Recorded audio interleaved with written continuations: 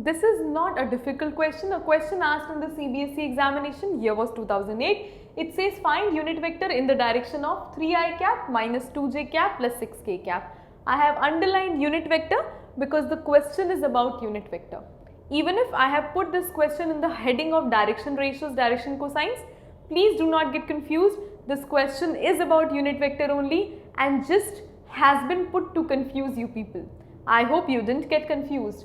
So let me write solution, and you know that this type of a question can be solved easily. Let me name the given vector as A vector. You can name it even as B or C, whatever is your wish.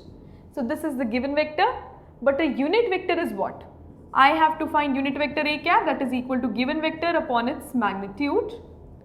So given vector is 3i cap minus 2j cap plus 6k cap upon its magnitude. So magnitude is under root 3 square, which is 9, 2 square, which is 4, 6 square, which is 36.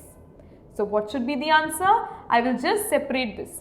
So 9 plus 4 is 13, 13 plus 36 is 49, root 49 is 7. So 3 over 7 I cap minus 2 over 7 j cap plus 6 upon 7 k cap.